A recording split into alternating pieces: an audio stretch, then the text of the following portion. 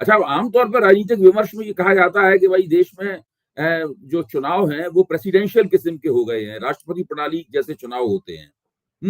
लेकिन ये बात तो कहने के लिए कही जाती है क्या, लेकिन क्या ये भारतीय लोकतंत्र की प्रशंसा है? मैं उस कांग्रेस के प्रवक्ता के सवाल को जायज मानता हूँ और उसी के साथ मैं भी ये सवाल पूछता हूँ, क्या ये भारतीय लोकतंत्र की प्रशंसा है कि यहाँ पर राष्ट्रपति प्रणाली जैसे चुनाव होने लगे हैं? मेरे ख्याल से ये भारतीय लोकतंत्र की विकृति है, क्योंकि राष्ट्रपति प्रधानमंत्री सीधे-सीधे नहीं चुना जाता।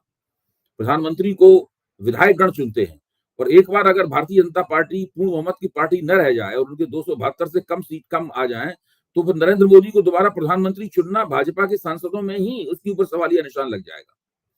जरा से हेर-फेर से ये सब जो राष्ट्रपति प्रणाली का जो पूरा दावा है, ये सारा दावा धूल-धूसरित हो जाएगा। तो ये जो सर्वेक्षण एजेंसियां हैं, वो इस तरीके के जो सवाल पूछती हैं, ये सवाल दरअसल भारतीय लोकतंत्र ने जो मानक स्थापित किए हैं, भारतीय लोकतंत्र संविधान ने जो मानक स्थापित किए हैं भारतीय लोकतंत्र की संरचना के लिए, उनका उल्लंघन करते हैं। इसमें मुझे जो एक चीज़ ख्याल में आती है कि पहले जब 2004 में वाजपेयी भी देश के सबसे महत्वपूर्ण और बड़े नेता थे, लोकप्रियता के चरम पर थे। लेकिन शायद वो जब संसदीय चुनाव हुआ तो परिणाम उनके पक्ष में नहीं रहा। पर अगर ये पूछा जाता है कि किसको प्रधानमंत्री होना चाहिए तो लोग वाजपेयी को ही वोट देते। आज जी। तब से अब तक परिस्थिति काफी बदल चुकी है, ये बात सही है आपकी। उस चुनाव में वाजपेयी जी प्रधानमंत्री नहीं बन पाए थे 2004 के चुनाव में, लेकिन पहली बात तो ये है कि उसमें भाजपा बहुत कम ही पीछे रही थी कांग्रेस से। आज की भाजपा और तब की भाजपा में भी बहुत फर्क है। आज भाजपा का विस्तार भी बहुत हो चुका है और भाजपा के पास वाजपेयी जी के जमाने से बहुत ज्यादा वोटर हैं और उसके पास बहुत सारे सामाजिक तबके भाजपा के साथ स्थायी रूप से जुड़ चुके हैं। चुनाव मशीनरी के तौर पर भाजपा बहुत मजबूत है और आज उसके कार्यकर्ता सुस्त होकर बैठने वाले नहीं है कि उनके वोटर जो ना वोट डालना चाहते हैं वो भी घर पे रह जाएं और बूथों तक ना पहुंचे। उस चुनाव में तो ये भी देखा गया था कि शायद भाजपा के कुछ वोटर घरों पर ही बैठे रह गए, ये सोच के हमारी सरकार तो आ ही रही है, वो बूथों तक नहीं पहुंचे और थोड़े से वोटों से ही भारतीय जनता पार्टी पिछड़ गई, थोड़ी सीटों से ही भारतीय जनता पार्टी पिछड़ गई थी। तो मैं कहना ही चाहता हूं कि वैसी घटना इस उस तरीके से घटित नहीं होगी जिस तरीके से 2004 में घटित हुई थी, क्योंकि ना नरेंद्र मोदी उस तरह के नेता है, ना अमित शाह उस तरह के चुनाव प्रबंधक हैं और ना ही भारतीय जनता पार्टी उस तरह की भाजपा है जैसी अटल बिहारी वाजपेयी और लालकृष्ण आडवाणी के जमाने में थी। लेकिन फिर भी ये जरूर लगता है कि एक संभावना कम से कम, जिसको आप अंग्रेजी में आउटसाइड चांस कहते हैं आज की तारीख में, वो ये भी है कि जिन प्रदेशों में भारतीय जनता पार्टी ने तकरीबन 100% चुनाव नतीजा हासिल किया था, वहां वो 5-5, 7-7, 8-8 सीटें हार जाए और इसके बावजूद वो बहुत अच्छा प्रदर्शन करेगी। ऐसे मान लीजिए किसी प्रदेश में उसने 20 में से 19 सीटें जीत ली थी, अगर वो वहां पर 6 सीटें हार जाती है भारतीय जनता पार्टी, तब भी तो ये होगा कि भाई भारतीय जनता पार्टी ने 13 सीटें जीती और कांग्रेस ने केवल 6 सीटें जीती। लेकिन कांग्रेस की तो वहां सीटें 0 थी या 1 सीट, वहां कांग्रेस 6 सीटें जीत जाती है। और इस तरह के कई प्रदेश थे, खासतौर से जो कांग्रेस और भाजपा की सीधी टक्कर वाले इलाके थे, वहां पर तो निश्चित रूप से ऐसा ही था। अगर ऐसा भी हो जाए तब भी भाजपा की 50-60 सीटें कम हो सकती है। इसी को संजय कुमार कहते हैं कि वो 3% का सुन वो इस एनडीए के खिलाफ चला जाएगा। तो वहां पर अगर ऐसा होगा तो फिर भाजपा बहुमत की पार्टी नहीं रह जाएगी और वो एक नरेंद्र मोदी के नेतृत्व को और भारतीय जनता पार्टी के जो देश में भारतीय जनता पार्टी का देश में पिछले 10 साल में प्रभुत्व बना है, उसके लिए एक बहुत बड़ा झटका होगा। ये अंदेशा अभी है और ये अंदेशा परेशान कर रहा है नरेंद्र मोदी और उनकी रणनीतिकारों को। आज खड़गे ने अपने कांग्रेस कार्य समिति का गठन किया और उसमें उन्होंने सचिन पायलट को भी रखा। तो जो आप राजस्थान का जिक्र कर रहे थे, शायद कांग्रेस अपने घर को एक संयुक्त घर के रूप में प्रस्तुत करने की सफल कोशिश कर रही है।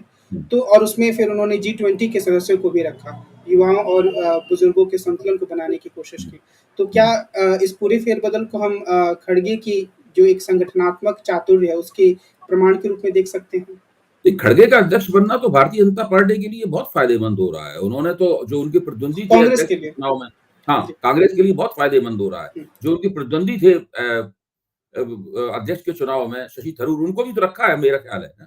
तो वो पार्टी के अंदर विधानसभा चुनाव से पहले और लोकसभा चुनाव से पहले एक मजबूत एकताबद्ध पार्टी के रूप में उसको पेश करना चाहते हैं, और उनकी सारी कोशिशें इस तरफ हैं, और ये कांग्रेस के लिए एक बहुत बड़ा शुभ संकेत है। मोटे तौर पर भारतीय जनता पार्टी भी एकताबद्ध है, खासतौर से लोकसभा चुनाव के बारे में तो निश्चित रूप से एकताबद्ध है। तो इस बार जो टक्कर होने वाली है, वो टक्कर 2019 में जिस तरह से एक तरफा टक्कर हुई थी, वैसी नहीं होगी। 2019 में कांग्रेस भाजपा से लड़ने के लिए उतनी तैयार नहीं थी जितनी तैयार आज है। फिर भी मैं कहूंगा अभी भाजपा कांग्रेस से बहुत आगे है। कांग्रेस को और विपक्ष को भाजपा को परास्त करने के लिए अभी काफी काम करना है, और नरेंद्र मोदी ने कुछ असाधारण किस्म की पहलकदमियां भी ली हैं अपने मतदाता आधार को विस्तृत करने के लिए, जिसमें विश्वकर्मा योजना एक बहुत बड़ा कदम है, जो कि सीधे सीधे रोहिणी कमीशन की रिपोर्ट है, उस रिपोर्ट से जाके जुड़ता है। तो मैं ये समझता हूं कि भाजपा काफी मजबूत विकेट पर लोकसभा चुनाव के संदर्भ में खेल रही है। कांग्रेस ने और विपक्ष ने एकता करके काफी प्रगति की है, और भारतीय जनता पार्टी को चुनौती देने की स्थिति में वो आए हैं। लेकिन अभी भारतीय जनता पार्टी और उनके बीच में जो एक अंतराल है, उस अंतराल को पाटने के लिए विपक्ष को अभी काफी मेहनत करनी पड़ेगी, और उसकी ये मेहनत तब तक रंग नहीं लाएगी जब तक कि विधानसभा चुनाव की राजनीति होती रहेगी। भाई अभी ऐसे केजरीवाल जी ने छत्तीसगढ़ में छापा मार दिया, वो मध्य प्रदेश में भी अब जाएंगे और वहां भी अपनी गारंटियां रखेंगे। तो उससे आज वो मध्य प्रदेश में गए थे और मध्य उन्होंने प्रदेश में कहा गई भी, तो कि उससे जो मामा की नजारा जगह चाचा बनेगा, पे भरोसा करो। जी, उससे जो नजारा बनेगा, वो नजारा इस तरह का बनेगा कि इंडिया मोर्चे में एकता नहीं है। लेकिन मैं जरा मीडिया जो बात जिस तरह से पेश करता है, मैं उससे सहमत नहीं हूं। मैं ये मानता हूं कि ये जो इंडिया है, वो विधानसभा चुनाव में एकता के लिए नहीं है, ये लोकसभा चुनाव में एकता के लिए है, और विधानसभा चुनाव की राजनीति को हमें लोकसभा चुनाव से अलग करके देखना होगा। आप इसमें देखिए, मीडिया का पाखंड देखिए थोड़ा। एक तरफ तो वो ये कहता है कि विधानसभा चुनाव के नतीजों का लोकसभा चुनाव पर असर नहीं पड़ेगा, मतदाता लोकसभा चुनाव में अलग तरीके से वोट देता है, विधानसभा चुनाव में अलग तरीके से वोट देता है।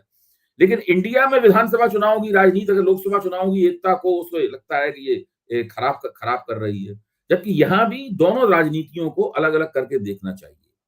जैसे ही नवंबर के बाद विधानसभा चुनाव की राजनीति फिलहाल खत्म होगी, वैसे ही इंडिया की जो लोकसभा चुनाव संबंधी एकता है, वो स्पष्ट होकर उभर आएगी, और वो दोनों राजनीतियों का टकराव ही नहीं रहेगा, और वो जो अंतर्विरोध विरोधाभास अभी हमें दिखते हैं, वो नहीं दिखेंगे तब।